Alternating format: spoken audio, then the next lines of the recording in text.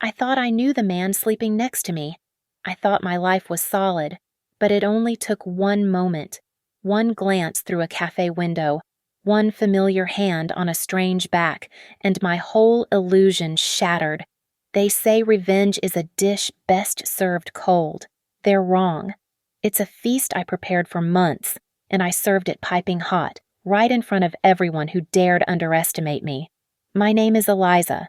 I'm 34 years old, and I see the world in probabilities. As a senior risk analyst for Aegis Cyber Solutions, my entire career is built on identifying the subtle deviations in a pattern that warn of a catastrophic failure. I am paid very well to see the crack before it becomes a canyon. I'm the one who tells corporations that their impenetrable fortress is, in fact, one lazy password away from ruin. I am, by nature, not a person who is easily surprised. That afternoon, I left the office in Boston just after 4.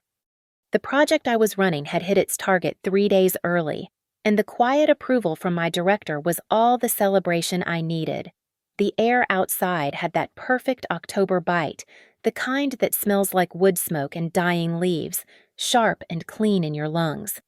Usually, I'd tap my phone, and a car would be waiting by the curb, isolating me in a bubble of glass and steel for the ride home. But today, the crispness of the air felt like a reward. I decided to walk.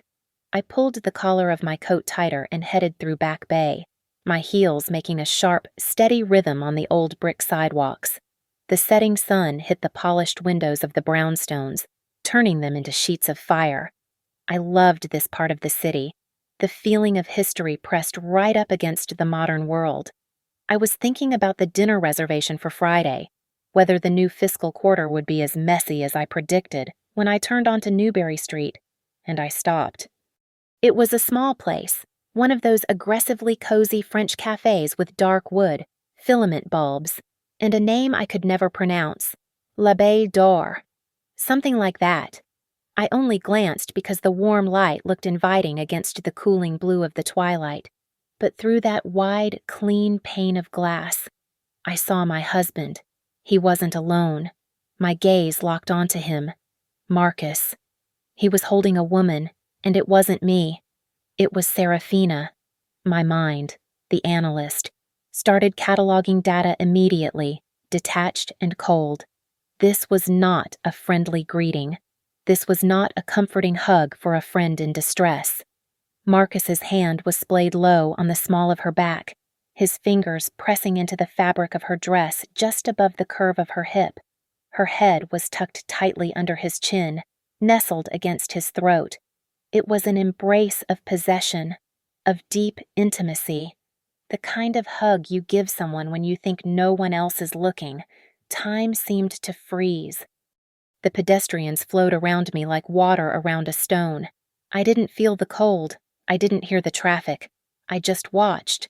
Then, he looked up, his head turned toward the window, perhaps sensing a shift in the light, perhaps feeling the weight of my stare. Our eyes met.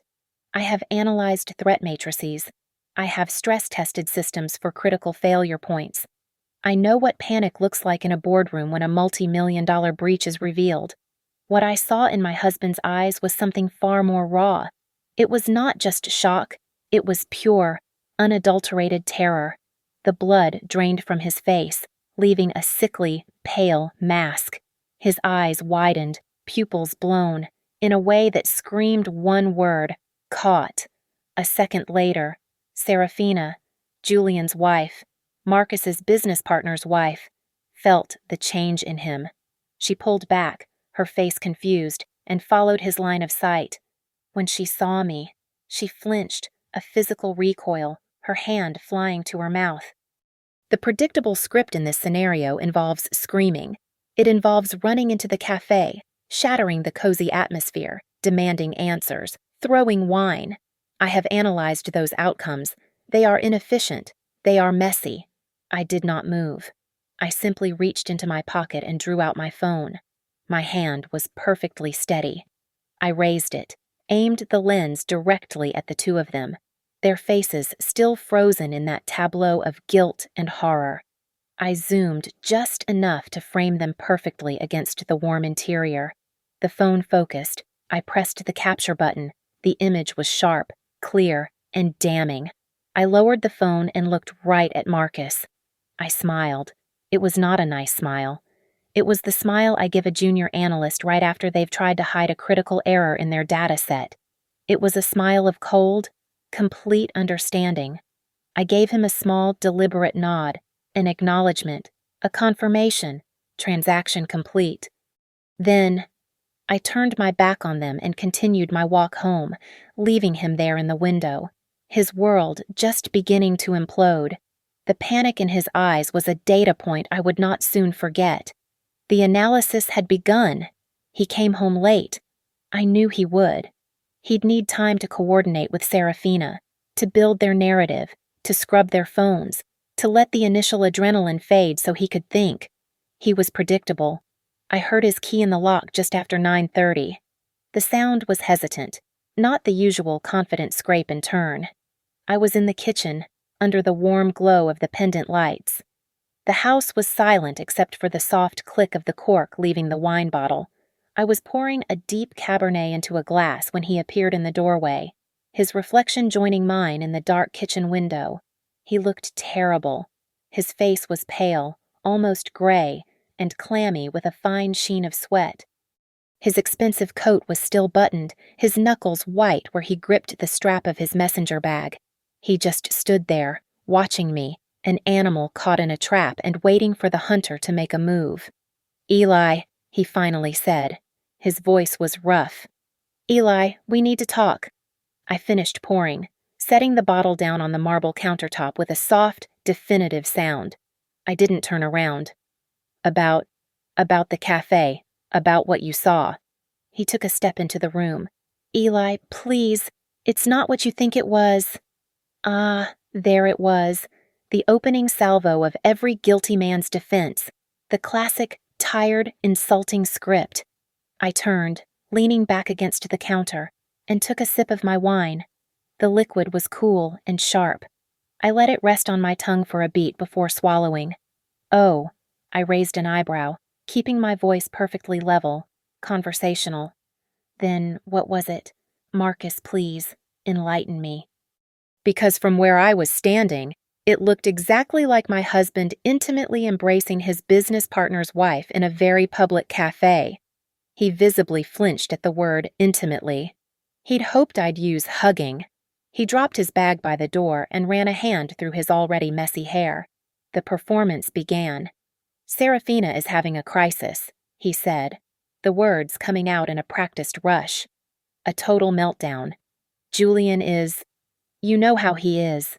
He's ignoring her again, burying himself in the restaurant. She called me, hysterical.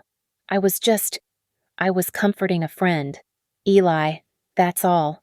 She was distraught. I was just trying to be there for her." His appeal to his own virtuous nature was pathetic. I took another sip of wine, studying him over the rim of the glass. "Comforting," I repeated, letting the word hang in the air. "Is that what you call it?" Your hand was halfway down her back. "Marcus, your faces were so close I couldn't see air between them." "That's a new level of friendship I was unaware of. Is this a service you also provide to Julian when he's distraught?" The color rushed back into his face, but it wasn't embarrassment. It was anger. The pivot. When the lie is too weak, attack the interrogator. This was phase 2 of his script. "You see?" he said, his voice rising, pointing a finger at me. This is exactly why you're so cold. Eliza. You reduce everything to a transaction, a piece of data." I remained silent. I let him go.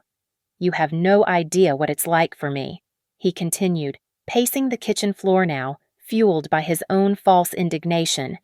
"The pressure I'm under with the gilded compass, trying to keep that place afloat while Julian is off in his own world.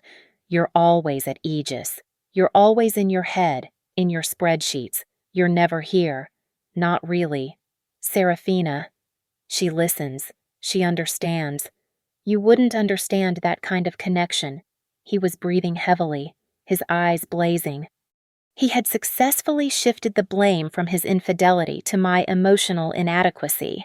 It was a classic, desperate maneuver. He was digging his grave with astonishing speed. I just watched, my expression unreadable. I let the silence stretch out, let his accusations hang in the air like toxic smoke. He had just confessed to an emotional affair, at minimum, while trying to deny a physical one. It was perfect. He stopped pacing, the adrenaline fading, suddenly realizing he was the only one shouting. He looked at me, uncertain again, waiting for my counterattack, for the tears, for the screaming. I pushed off the counter, walked slowly to the sink, and rinsed my wine glass. I dried it carefully with a linen towel. "All right, Marcus," I said quietly, my back to him. He blinked. "What?" I turned around. My face was calm. I said, "All right. You're right." I sighed, a carefully constructed sound of weary resignation. "I'm tired. I've been buried in the Aegis quarterly projections for weeks." "You're right. I'm stressed." "You were just comforting a friend." I overreacted. The shift in his posture was immediate. The defensive tension drained from his shoulders. His mouth opened slightly, stunned by the sudden total capitulation. He had been braced for a Category 5 hurricane and had gotten a calm sea. "Eli, It's fine," I said, cutting him off. Let's not talk about it anymore. I'm going to bed. I have an early meeting." I walked past him, close enough for him to smell the wine on my breath. He didn't move. I saw his face as I left the kitchen. He was breathing a long, slow sigh of relief, the relief of a man who believes, against all logic, that he has just gotten away with it. But underneath that relief, I could see a new data point flickering to life in his eyes, a flicker of deep, primal unease. He had expected a fight. He had wanted one. My calm, my easy acceptance was more terrifying to him than any rage could have been. He had won the battle, but as I walked up the stairs, I knew he was beginning to realize he had just entered a war he didn't even know I was fighting, and he had already lost. The next morning, I was in my home office by 7 a.m. I'd let Marcus sleep in. He would be exhausted from the emotional gymnastics of the previous night. I, on the other hand, felt energized, focused. A pot of black coffee steamed on the warmer beside me.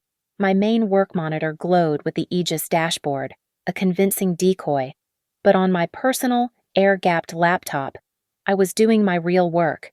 I logged into a private, encrypted server I host myself. It's where I keep my vulnerabilities research, my personal financial models, and, for the past 12 weeks, my investigation into my husband. I entered a 64-character passphrase and opened the file simply labeled Compass. Marcus thinks I'm cold. He thinks I'm a machine of logic and data. He's not entirely wrong, but he mistakes my processing for a lack of feeling. The truth is, I feel everything. I just don't believe in acting on raw emotion. I believe in acting on verified data. The first data point had arrived 3 months ago. It started with the inventory checks. Marcus, co-owner of the Gilded Compass, a man who famously hated the minutiae of spreadsheets and supply chains, suddenly needed to conduct late-night inventory audits. He'd come home well after 2 a.m., smelling of expensive wine and something else. A perfume. It was a heavy, expensive scent, all tuberose and sandalwood. It was not my perfume. I am a strict Rain by Marc Jacobs person. That scent was Seraphina's. I'd smelled it on her at a dozen sterile investor dinners. That was Anomaly 1. Anomaly 2 followed a week later.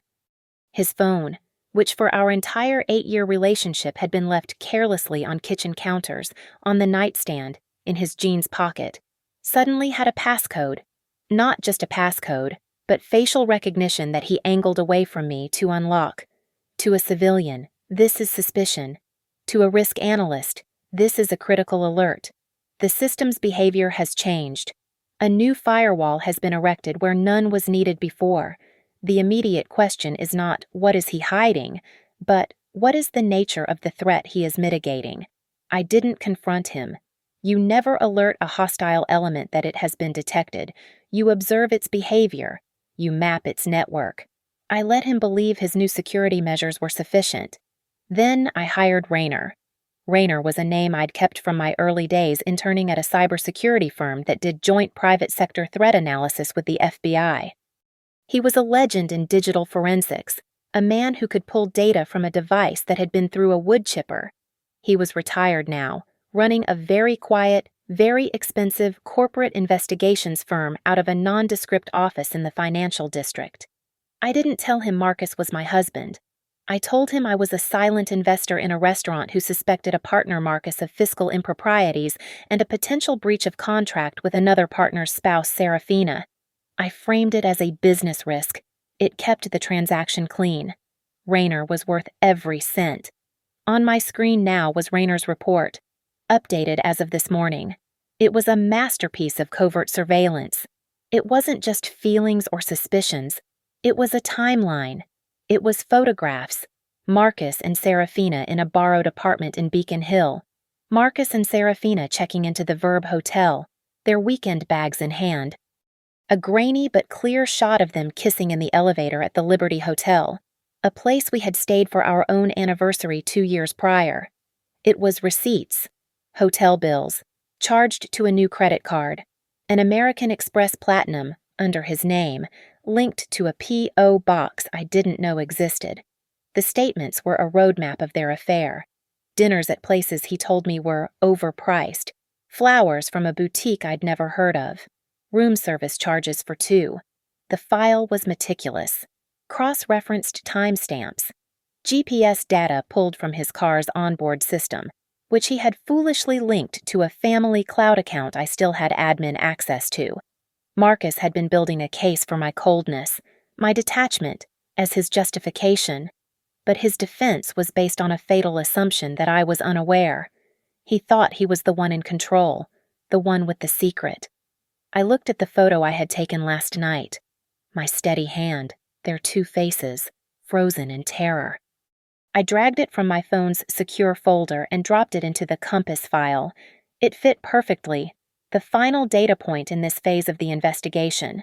What happened at that cafe window was not a discovery. It was a planned escalation. It was the first time he knew his system had been breached.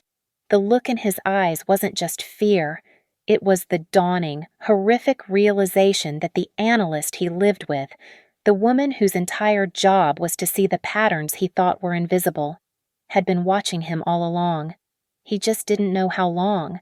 He didn't know how much I knew, and he was about to find out. I let the new reality settle for 48 hours. I went to work. I analyzed encryption vulnerabilities for a global bank. I sat in meetings.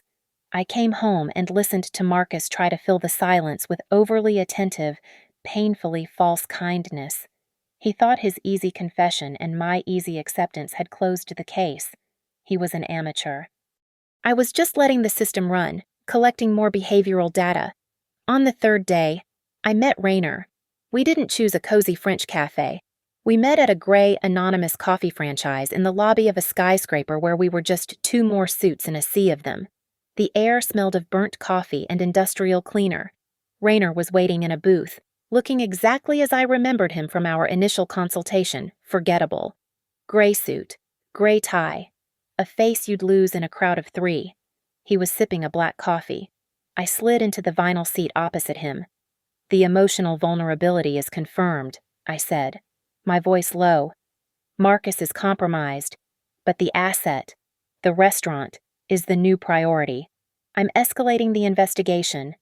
Rayner's eyes, the only interesting thing about him, were a pale, flat blue. "Escalating how?" "I don't just care that he's cheating anymore. That's a solved problem. I want the whole business. The Gilded Compass. I want to know everything about Julian. I want the financials, the staff, the supply chain. I want a full-spectrum analysis of the entire operation. My husband's affair is a weakness. Now I want to find the structural flaws." A tiny, almost imperceptible smile touched the corner of Rayner's mouth. He slid a small, matte black USB drive across the Formica table. It stopped perfectly, just beside my hand. "I guessed you would," he said. His voice was a dry rasp, like sandpaper. "I don't just follow the target. Ms. Vance, I analyzed the target's ecosystem. I've been pulling on these threads for 6 weeks. I call this part 2. I picked up the drive, feeling the weight of it in my palm. "Give me the executive summary." "You're right to pivot," he said. "Your husband's affair is messy, but it's not the main event. It's the cover. The real story is Julian." I kept my face impassive. Julian. While your husband has been occupied with Serafina, Serafina's husband, Julian, has been occupied as well. A cold, clean logic clicked into place. "He's cheating, too." "Yes, but not with a random civilian. He's sleeping with the sommelier. Chloe.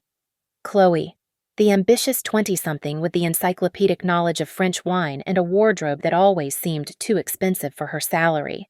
An internal asset. This was getting interesting. But that," Rayner continued, leaning in slightly, "is just the appetizer. The affair isn't the goal, it's the mechanism. They aren't just sleeping together, they're embezzling." I sat back, the hum of the espresso machine fading into the background. "Explain." "The scheme is simple, almost elegant. Julian, as the managing partner, controls the wine budget. It's substantial, as you know. He's been using the restaurant's capital account to purchase extremely rare auction-grade wines. We're talking bottles that cost $5,000, even $10,000 apiece." "Investment wines," I said. "A legitimate restaurant expense." "On paper," Rayner agreed. "But those bottles never see the inside of the Gilded Compass cellar. Chloe, as the sommelier, is the one who receives and logs the shipments. She verifies the invoices, and the crates go straight from the distributor's truck to her personal vehicle. She has a private channel, a broker who sells them directly to collectors in Asia. Julian approves the purchase, Chloe manages the inventory fraud, and they split the profits. Cash, untaxed." I processed the information. The sheer, beautiful symmetry of it was stunning. Marcus, my husband, was so consumed by his own pathetic high school-level affair, so blinded by the thrill of sleeping with his partner's wife, that he was completely, utterly oblivious to the fact that his partner was methodically bankrupting their shared business right under his nose. Julian wasn't just getting revenge on Serafina by having his own affair. He was using Marcus's affair as the perfect distraction. He was leveraging Marcus's guilt, his distraction, his inevitable lack of focus, to commit grand larceny. My problem had just evolved. This was no longer a simple, emotional betrayal. This was a complex, multi-layered financial crime. The infidelity was just a symptom of a much deeper rot. I closed my hand around the USB drive. "What's on this everything?" Rayner said. "Bank records from Chloe's offshore account, wire transfer confirmations from the Hong Kong broker, encrypted messages between her and Julian discussing the splits, and, my personal favorite, security footage from the loading dock, time-stamped to match the invoices, showing Chloe and Julian loading cases of Petrus into the trunk of her Audi." I stood up. I looked at Rayner, the most efficient investment I had ever made. "Continue active surveillance on all 4 of them. I want to know every time they breathe. This is no longer a divorce proceeding. Rayner, this is a hostile takeover." I walked out onto the street, the cold Boston air hitting my face. The anger I felt was no longer hot and personal. It had become cold, sharp, and focused. It was the familiar, exhilarating hum of a complex problem that needed solving, and Eliza, was the only one who could see the entire board. I don't employ a family lawyer. Family lawyers are for dividing photo albums and arguing over who keeps the beach house. They are negotiators of emotion. I don't need a negotiator. I need a killer. My lawyer is Bianca Rossi. Her office is on the 45th floor of a glass tower overlooking the harbor, a stark, minimalist space of white marble and chrome. Bianca's specialty is not divorce, it's corporate litigation. She is the person multi-billion-dollar companies hire when they want to surgically dismantle a competitor, salt their fields, and walk away with their intellectual property. She is precise, expensive, and completely devoid of sentiment. I sat at her $10,000 glass conference table. I had not come to her as Eliza, the wronged wife. I had come as a client with a compromised asset. I didn't cry. I didn't waste time on the betrayal. I placed Rayner's small black USB drive on the glass. This is the complete diligence file on the Gilded Compass, a privately held hospitality company I have a spousal interest in, I said. The asset is operationally compromised by internal fraud and executive negligence. Bianca, immaculate in a gray Armani suit, raised one perfectly sculpted eyebrow. She plugged the drive into her laptop. For a full 10 minutes, the only sound in the sterile room was the faint click of her trackpad as she moved through the files. She watched the loading dock video. She scanned the offshore bank statements from Chloe's account. She read the hotel folios from the Verb and the Liberty. She analyzed the timeline of Marcus's inventory checks against Serafina's known movements. Finally, she closed the laptop. She looked up at me, and a slow, sharp smile spread across her face. It was not a smile of sympathy. It was a smile of profound professional appreciation. "Eliza," she said, her voice crisp, "this isn't a divorce. This is a hostile takeover." She swiveled in her chair to face the window, looking down at the city. "We're in Massachusetts. It's an equitable distribution state. The affairs are leverage, certainly. A judge will look unkindly on Mr. Marcus's dissipation of marital assets at the Liberty Hotel with his partner's wife. It helps, but it's messy. It's subjective." She swiveled back to me. "But this," she tapped the USB drive, "this is pristine. This is financial malfeasance, embezzlement, conspiracy to defraud. This isn't a family court matter, Eliza. This is a corporate crime. This is the kill shot." My analyst brain was already running the scenarios. "The weak point is Chloe," I said, cutting to the chase. "She's the linchpin. Julian is her boss. He's the managing partner. She's just a sommelier. There is a fundamental power imbalance in that relationship." Bianca's eyes lit up. She saw the angle immediately. It's not just a consensual affair. It's a potential sexual harassment claim. A hostile work environment lawsuit. Julian wasn't just colluding with a partner, he was coercing a subordinate. Chloe is his greatest liability, which makes her our greatest asset. "And Marcus?" I asked. Marcus." Bianca steepled her fingers.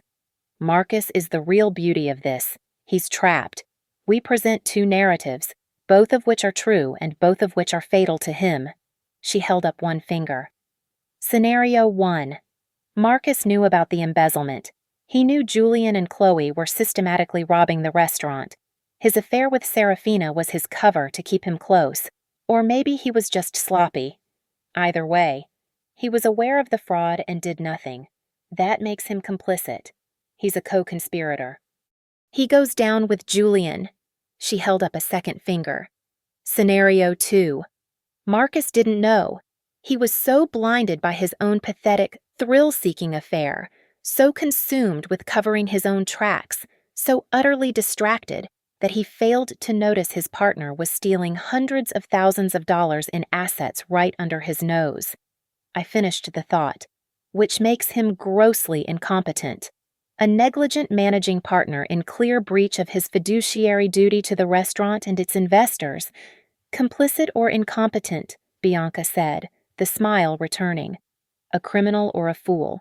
Either way, he loses any claim to the restaurant. Either way, he is the one liable." The plan crystallized in that room, high above the city. It was cold, clean, and efficient. We wouldn't just file for divorce. That was a sideshow. "First," Bianca said, already typing, "we legally partition your assets. We wall off your Aegis salary, your stock options, and your inheritance. We make them untouchable, retroactive to the date of the first confirmed infidelity. Then, We leverage the threat of criminal charges and the hostile work environment suit to force Julian and Chloe into a corner. They will turn on each other. They will confess. And Marcus, we don't just take the restaurant from him. Bianca said, we saddle him with it. We structure the divorce settlement so that you are indemnified against all corporate losses. We will make him assume 100% of the liability for the embezzlement he failed to stop. When the other investors sue, and they will sue, they won't be suing you. They'll be suing Marcus. We won't just take his name off the assets. We will make his name the only one tied to the debt. He wouldn't just lose his money. He would lose his reputation. He would be legally and financially anchored to the rotting corpse of the business he destroyed, all because he couldn't keep his hands to himself. Yes, I said, that's the plan. The legal framework was in place. Bianca was building the containment wall around my assets. Now, it was time to destabilize the target's environment. A system under stress reveals its weakest points. I needed to apply the pressure, not with a sledgehammer, but with a series of precise, escalating stimuli. I went home that evening and initiated phase 1 of the psychological operation. Marcus was in the study, pretending to look over spreadsheets for the Gilded Compass. He looked up as I entered, his body instantly tensing. He was still waiting for the other shoe to drop, still living in that uncomfortable space my calm acceptance had created. I leaned against the doorframe, projecting weariness. I'd practiced the expression in the elevator on my way up. Hey, I said, my voice quiet. Hey, Eli, everything okay at work? His voice was cautious, overly solicitous. I rubbed my temples. Yeah, it's fine. I actually wanted to apologize about the other night. He put the papers down. His focus was entirely on me now, a predator sensing a shift in the wind. Apologize for what? For how I reacted at the cafe or after in the kitchen. I let out a long, manufactured sigh. You were right. I've been so wound up with this new compliance model at Aegis. I'm seeing threats everywhere. It's making me paranoid. I saw you and Serafina, and I immediately jumped to the worst possible conclusion. It was unfair. I know you were just being a good friend to her. I watched him process this. The last bit of tension in his shoulders evaporated. He sat back, a slow, almost patronizing smile spreading across his face. He had been looking for this. He needed this. He needed my apology to fully validate his lie. Hey, he said, standing up and walking over to me, putting his hands on my shoulders. It's okay. Really. I get it. You're under a lot of pressure. I told you, it was nothing. I looked down, playing the part of the contrite wife. I know, I feel stupid about it. Don't. He tilted my chin up, his eyes full of a false, condescending warmth. We're good, Eli. Okay, we're solid. Forget it even happened. He felt so powerful in that moment. I could see it. He wasn't just a man who had gotten away with an affair. He was a magnanimous, understanding husband forgiving his cold, paranoid wife for her own suspicion. He had regained control of the narrative. He believed, with all his arrogant, simple heart, that the crisis was averted. He thought he had won. Thank you, I murmured, letting him hug me. The smell of his skin, the same skin that had been pressed against Serafina's, made my stomach clench. But I relaxed into the embrace. I let him believe his performance had been successful. That night, after he fell into the deep, satisfied sleep of a man with no conscience, I slid out of bed. I went to my office, the one he thought was only for my Aegis work. My real work began. I wasn't an analyst at a cybersecurity firm for nothing. I live and breathe digital hygiene. I opened my secure laptop. I routed my connection through a series of chained VPNs, bouncing my signal from Estonia to Singapore to Canada, before exiting through a public node in western Massachusetts.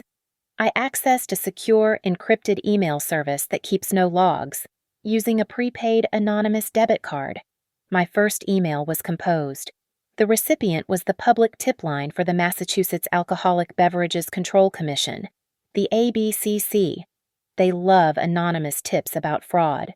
The subject line was simple: fraudulent bookkeeping and illegal off-book sales at the Gilded Compass, Boston. The body of the email was concise, professional, and full of keywords their investigators would flag. I mentioned systematic evasion of state alcohol taxes, unreported inventory, and suspicion of off-books cash sales of high-value wine. I gave no specifics that could be traced to Chloe's precise method, just enough to trigger their algorithm, to get them to look. I planted the idea. Their job was to find the evidence. I signed off as a concerned competitor. I hit send. That was the state vector. Now for the private one. My second action was more delicate. The Gilded Compass had 3 other investors, a small consortium of venture capitalists who had given Marcus and Julian their seed money. They were hands-off, content as long as the restaurant's reputation was high and their quarterly checks cleared. I created a new anonymous identity. I compiled a small, carefully curated package. It did not contain Rayner's videos or bank statements. That would be too much. Too soon. Instead, I included several of the high-value invoices for the investment wine that Julian had purchased. Alongside them, I included copies of the restaurant's official inventory logs for the corresponding months, logs that, naturally, showed no record of those bottles ever existing. I added a single-page cover letter. It spoke their language. It didn't mention affairs. It mentioned fiduciary duty, gross mismanagement, and severe irregularities in wine inventory corresponding to multi-thousand-dollar discrepancies. It suggested they might want to ask their managing partners, Marcus and Julian, why their most expensive assets were vanishing into thin air. I put all of this into separate manila envelopes. I drove to a post office in a different town, wearing gloves, and mailed them. The first 2 viruses were deployed. The state would attack from the outside, with regulatory power. The investors would attack from the inside, with financial power. Marcus and Julian were in the center, completely unaware, their entire operation about to be put into a stress test they could not possibly survive.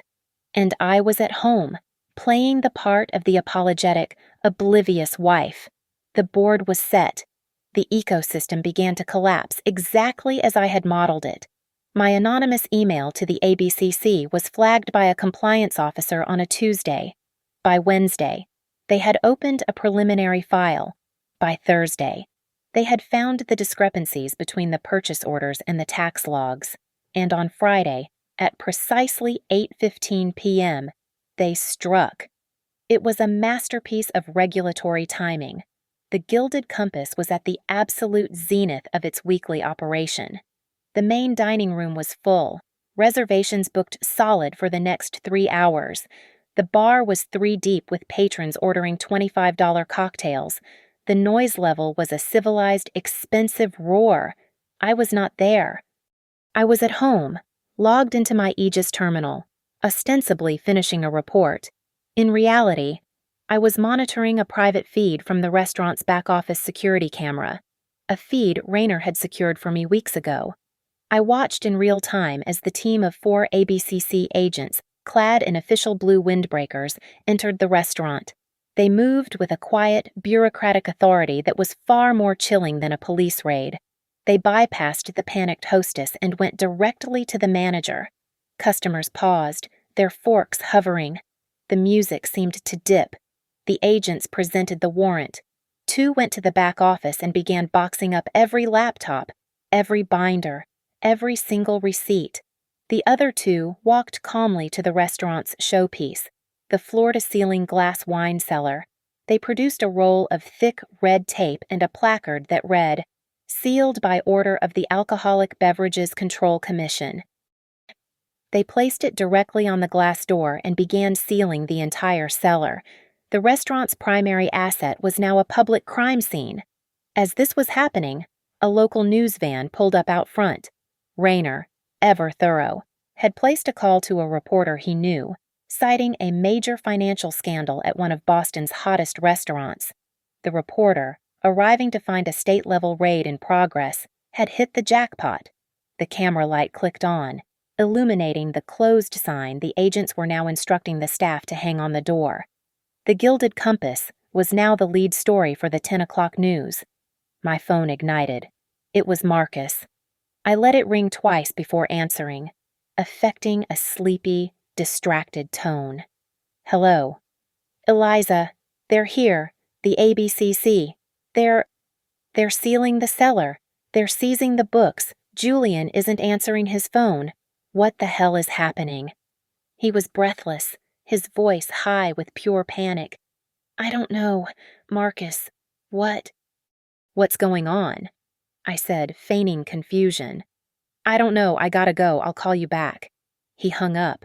The next 2 hours were a beautiful, predictable cascade of system failure. Rayner's audio feed from Marcus's phone captured the subsequent conversation when he finally located Julian. It was not a coordinated defense. It was a circular firing squad. "You." "This is your fault," Julian screamed, his voice raw. "You were supposed to be managing the floor, the brand, but you're never here. You've been distracted for months. This is your negligence. You let this happen." And Marcus, blissfully, wonderfully ignorant of the real crime, fired back with his own accusations. "My negligence. I'm not the one who's been bleeding the wine budget dry. I told you those numbers were insane. You've been mismanaging the financials. Julian, you're the one who's been hiding the books." They were both right. They were both confessing to the entire room, in front of their terrified staff. The next domino to fall was Serafina. Her entire identity was tied to Julian's financial success. The moment that success was threatened by flashing lights and public scandal, she panicked. She saw her security evaporating. She did what a drowning person does. She grasped for the nearest piece of driftwood. She ran to Marcus. She showed up at our condo, hysterical, claiming Julian had gone crazy and that she was terrified. Marcus, reeling from the restaurant's implosion, was now confronted with his hysterical mistress. He was trapped. I, of course, played the role of the confused but stabilizing wife. "Marcus, this is a legal disaster," I said, my voice firm. "We cannot let her stay here. It's an insane liability. Get her a hotel, handle it, but do not bring her into our home." He agreed, grateful for the direction. He took her to the Carlisle, and when he finally returned home just after midnight, he was a broken man. He was pale, defeated, and vibrating with a fury born of pure terror. I was waiting for him in the living room, the lights dim, a glass of his favorite single malt poured and waiting. My phone was on the coffee table between us, its screen dark. The voice recorder was active. "Tell me everything," I said, my voice soft, full of wifely support. And he did. For a solid hour. He paced the carpet and unloaded, his voice thick with rage and self-pity. "He's been stealing. Eli, he has to have been the wine budget. It was a black hole. I'd ask him about it, and he'd just say it was strategic purchasing." Strategic. He was robbing us blind. He ran his hands through his hair. "I was supposed to be watching the books, but I trusted him. I was handling the investors, the PR, the brand, and he was just bleeding us dry right under my nose. He's ruined me, Eli. He's ruined us." I just nodded, absorbing it all. My God, Marcus, that's criminal. It is. And now I'm on the hook for it. I'm his partner. It's gross negligence. I'm finished. I saved the recording. Bianca had her confession, not of complicity, which would have been messy, but something far better, a detailed, 1-hour admission of his own catastrophic, disqualifying incompetence. The Gilded Compass did not reopen on Saturday. The red placard from the ABCC was a badge of shame on the front door. The news segment had run, playing footage of the sealed cellar and confused, angry patrons being turned away. The restaurant's license was officially suspended, pending a full audit. The investors were screaming. The phone in our condo was ringing incessantly with calls from partners, vendors, and the bank. Marcus was a ghost, pacing our living room, drinking scotch at 11 in the morning. He was trapped in his loop of incompetence. But I wasn't focused on Marcus. My sights were set on the weakest link, the one person in this equation who had everything to lose and no power to protect herself. Chloe. For Julian and Marcus, this was a financial disaster, a reputational crisis. For Chloe, this was a life-ending event. She wasn't a wealthy partner. She was a salaried employee. The glamorous affair with her powerful married boss had just shape-shifted, overnight, into a criminal conspiracy. She was no longer a lover, she was an accomplice. She was facing felony charges for embezzlement and tax evasion. Raynor had her under surveillance. She hadn't gone home. She was staying at a friend's apartment in Somerville, and she hadn't left it for 2 days. She wasn't answering Julian's calls. She was terrified. She had to be weighing her options, and I knew, as a risk analyst, that her primary fear would be Julian. He was the one with the money, the lawyers, and the power. In any legal battle, the first one to talk gets the deal. The subordinate employee is always the designated scapegoat. On the 3rd day, she finally emerged, bundled in a hat and sunglasses, despite the gray November gloom. She walked to a small, local coffee shop, the kind of place with mismatched furniture and bad art, not a power broker cafe. She was trying to be invisible. I was waiting. Raynor had given me her location the moment she left the apartment. I had been sitting in my car a block away.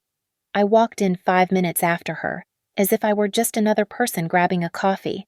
She was huddled at a small table in the back corner, her hands wrapped around a mug, her gaze fixed on the wall. She was pale, her eyes red-rimmed and darting at every sound. I ordered a black coffee, then walked toward her table. I noticed her, and my steps faltered.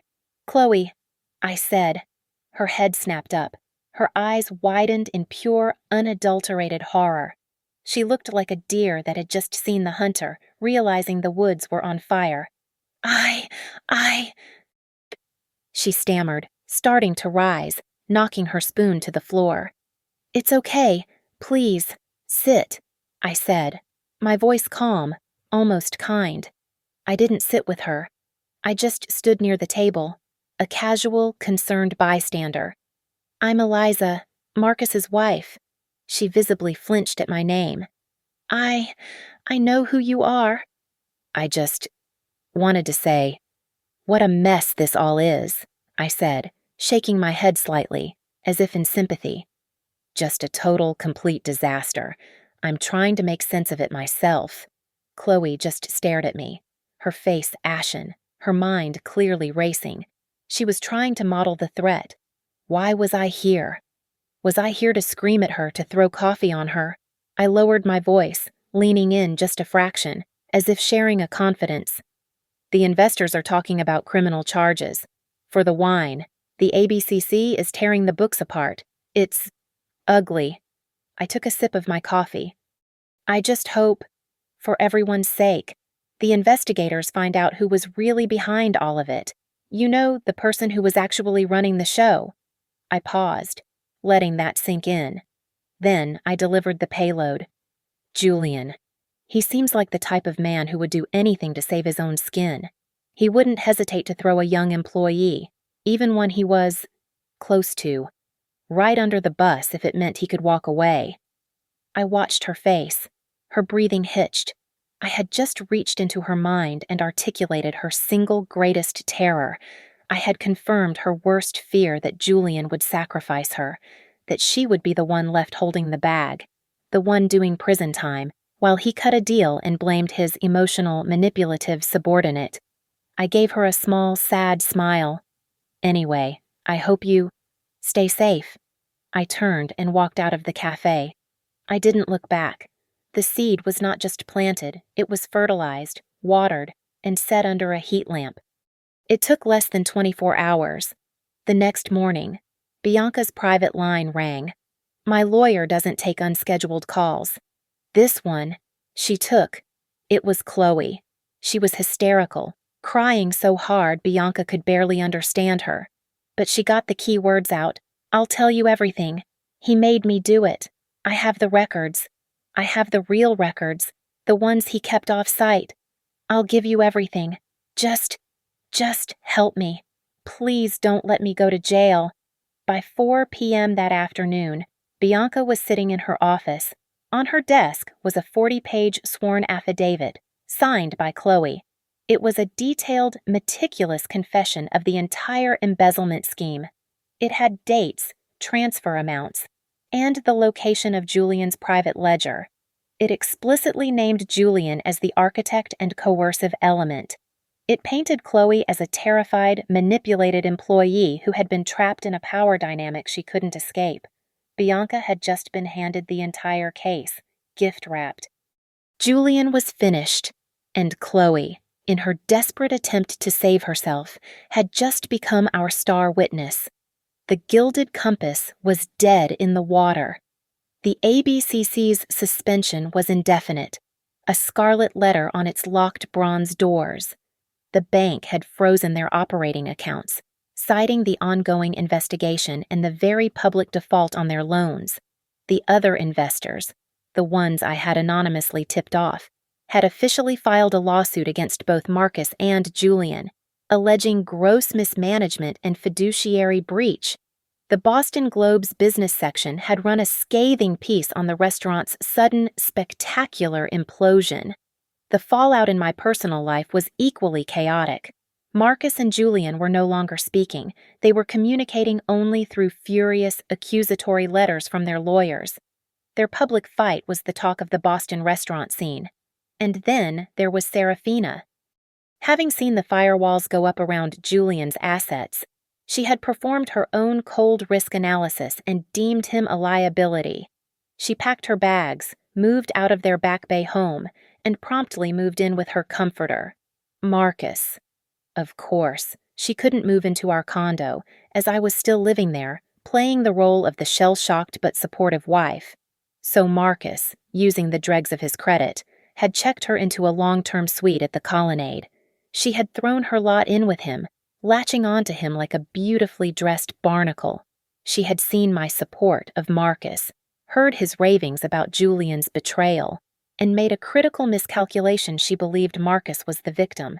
She believed he would emerge from this mess as the sole, wronged owner, and that I, his wealthy, detached wife, would be his endless bank. She thought she had attached herself to the real lifeboat. Marcus himself was a wreck, but Serafina's public devotion had given him a strange, manic energy.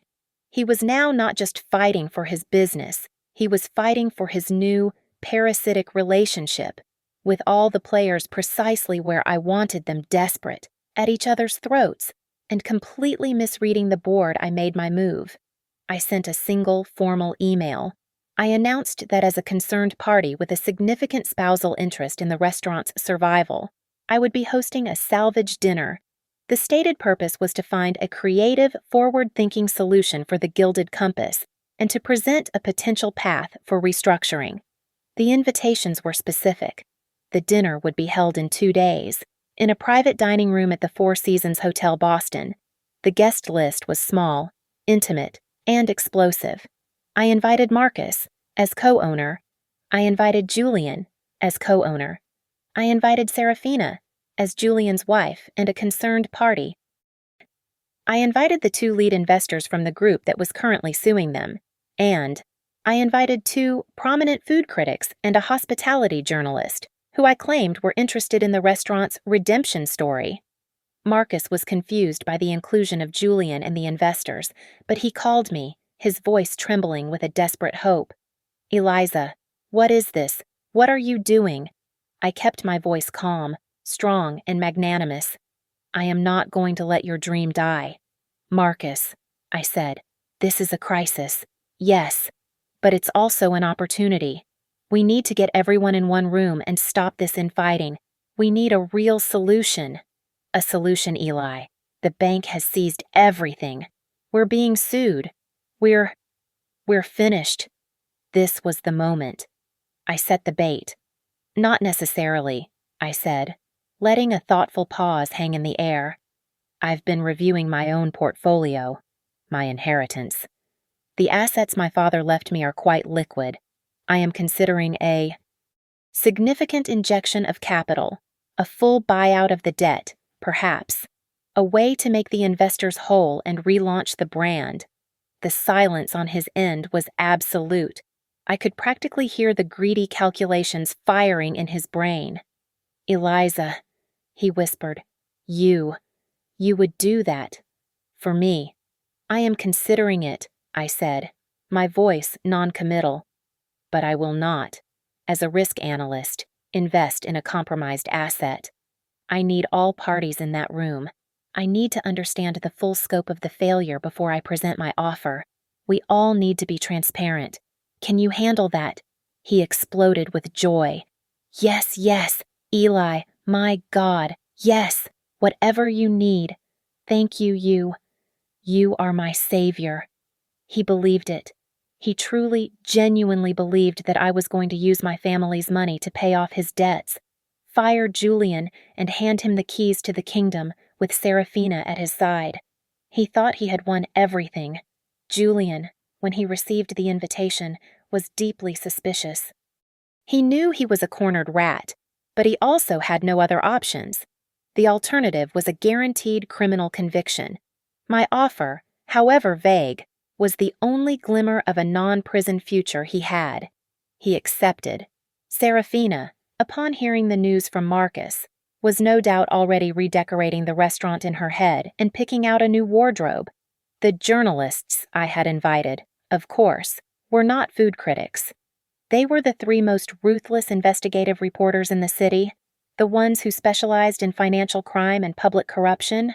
Rayner had briefed them personally, promising them an exclusive front-row seat to the complete immolation of a major Boston brand.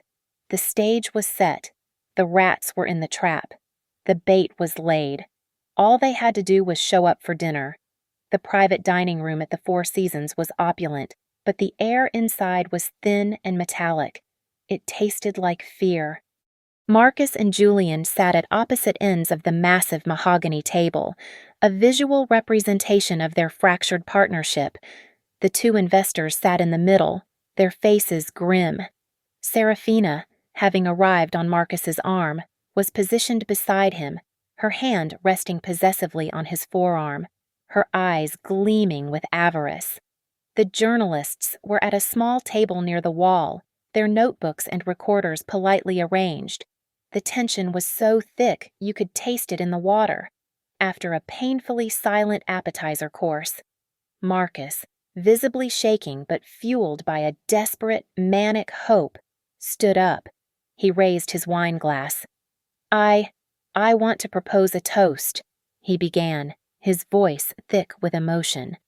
To my wife, Eliza, my savior, the one person, the only person who believed in me, even when I didn't deserve it. To Eliza, who is going to make this right, who is going to save us. The investors looked at me, their expressions skeptical but intrigued. Seraphina beamed, squeezing Marcus's arm. I let the toast hang in the silence for a long beat. Then I smiled. I stood up, holding a small black USB drive between my thumb and forefinger. Thank you, Marcus. That's very generous. I walked to the large built-in presentation screen at the head of the room.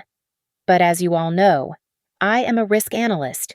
I cannot, in good conscience, deploy my family's capital without first presenting my official due diligence assessment. I plugged the drive into the port. The screen flickered, then lit up with a single stark title slide, writ in enormous corporate blue letters, Risk Assessment the Gilded Compass. I picked up the remote. My assessment is broken down into 5 key risk areas. First, senior management risk. I clicked. The screen filled with the crystal-clear photograph I had taken through the cafe window, Marcus holding Seraphina. This was followed by a rapid-fire succession of other images, the receipt from the Verb. The elevator footage from the Liberty. The timestamps were circled in red, defined as My voice was cold, academic. Severe partner distraction, misuse of company time, and the establishment of a compromising, high-liability relationship with a partner's spouse. Serafina made a small, choked sound. Marcus looked like he had been shot. He was staring at me, his face a mask of white, stunned horror. The investors leaned forward, their faces darkening. Which brings us to Risk Area 2, Internal Risk. I clicked again. The screen shifted to the grainy black and white security video from the back alley. Julian and Chloe, clear as day, loading case after case of expensive wine into the trunk of her car. That's a lie, Julian roared, slamming his palms on the table and lurching to his feet. What the hell is this? Sit down, Julian, one of the investors commanded, his voice like gravel. Julian froze, then slowly, poisonously, sank back into his chair. Tied directly, I continued, to financial risk.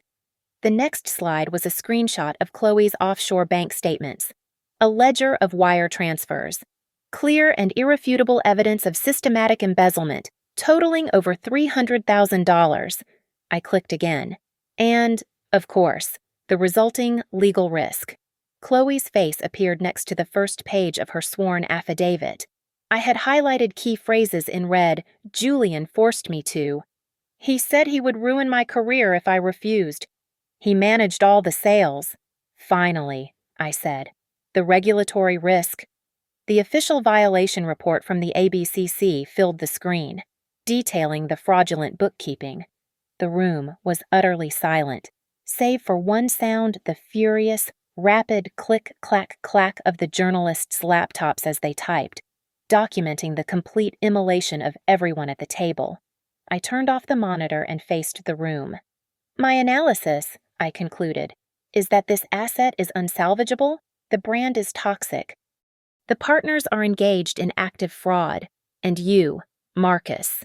I locked eyes with my husband. You were so profoundly incompetent, so blinded by your own pathetic needs, that you let this happen right under your nose. You failed in your fiduciary duty on every conceivable level. I looked to the door, where Bianca had been standing, unseen, for the last 5 minutes. Bianca. Now. Bianca stepped forward, the picture of polished, lethal professionalism. She walked first to Marcus, who was sitting, paralyzed, his mouth slightly open. She placed a thick stack of documents in front of him. Mr. Vance, you are being served with divorce papers, Bianca said, her voice clear and cutting. Pursuant to the negligence and fiduciary breach clauses, Mrs. Vance is ceding her interest in the company, and the settlement stipulates you will assume 100% of all corporate debt and pending liabilities. She then turned and placed 2 more packets, one in front of Julian, one in front of Serafina. Mr. Alden, Ms. Alden, you are being served with restraining orders and notification of the civil suit being filed by the investor group. I believe Ms. Chloe's affidavit will be sufficient. Serafina let out a high-pitched shriek. Julian just stared at the papers. The investors were already on their feet, blocking the door. Marcus looked at me. His face was gray. The arrogance, the smugness, the false superiority, it was all gone. All that was left was that same look from the cafe, pure, childlike, abject fear. Eli, he whispered, his voice broken. Why? I finished buttoning my coat. I picked up my purse. I looked at him, not with anger, but with the simple, cold detachment of a finished project. You were right, Marcus.